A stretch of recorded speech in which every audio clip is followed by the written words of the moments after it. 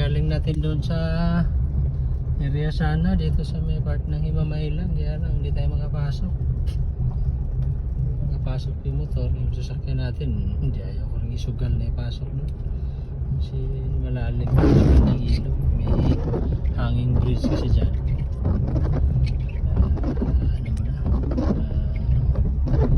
Balik muna tayo. Palay natin doon na ano na sana yun eh. Dito ba nakatumpok-tumpok? Hindi mo man ano. Hintay na sana ng panahon doon. Bahala na si Batman doon kung tinangayo ng tubig. Wala tayong magawa.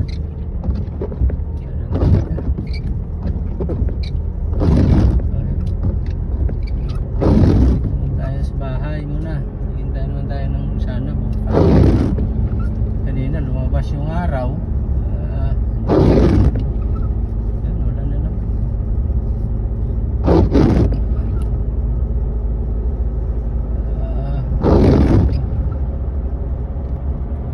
Yan.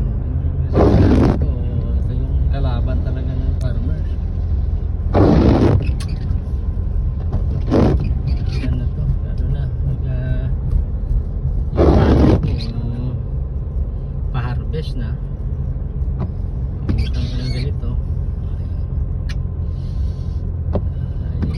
Ibig talaga yun.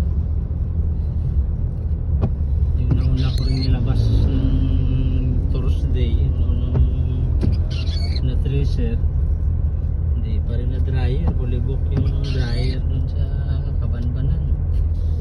Matatawag lang ng checker dun. Pass daw. Sana hindi ba ano, tako lang din yun mamaya. Dito, kita nyo, yan.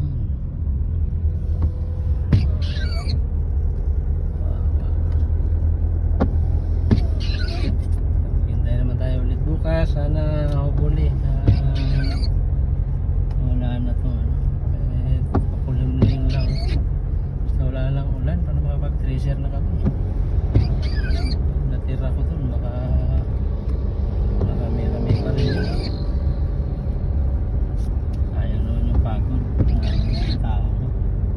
Yan dito, hindi rin siya nakapag-tracer pala. Nakatiwang-wang lang yun sa kanila dun. Yun yung ano, yun yung mahirap, yun yung challenge talaga ng salbahe. Ngayon kung halimbawa palay mo yan basa, sigurado ibenta mo yan. Mayroon naman yung bawas sa timbang. Tapos baka baratin pa ng buyer. Wow.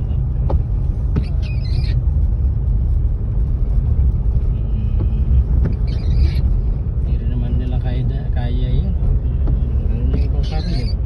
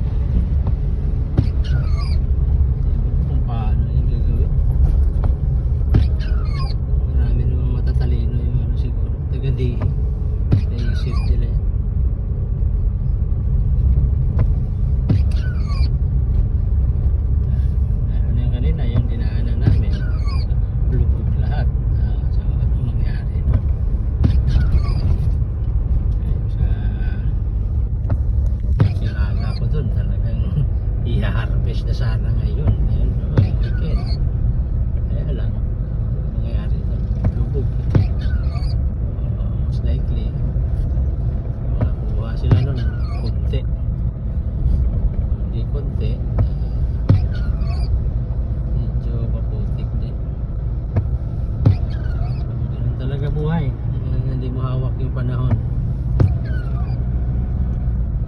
Ano, alam kailan ka daanan ng bagyo. So, yun, dinaanan kami ng ulan na malakas. From Wednesday, Thursday, Friday, Saturday. So, 4 na araw na ulan. So kahapon, ngayon yung baha.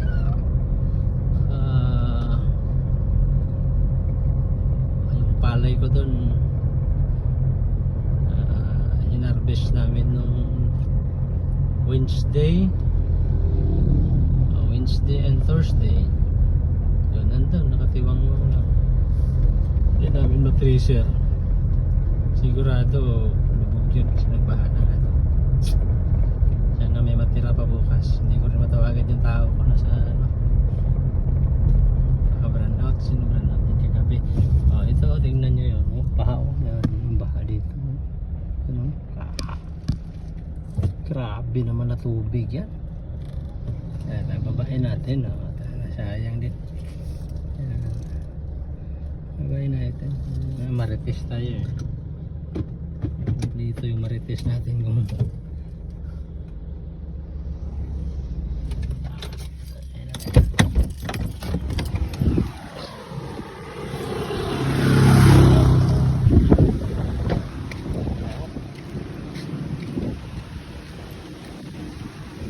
grabe yung baha.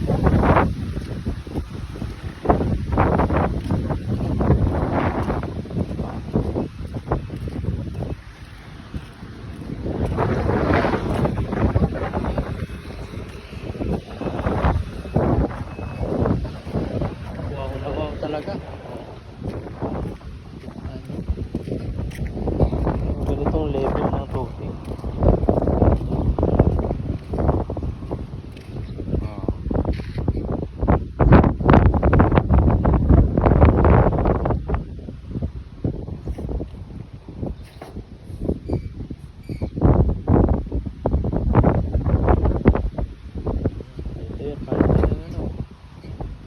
District to ng Negros Occidental. Itong ilog na to galing pa to dun sa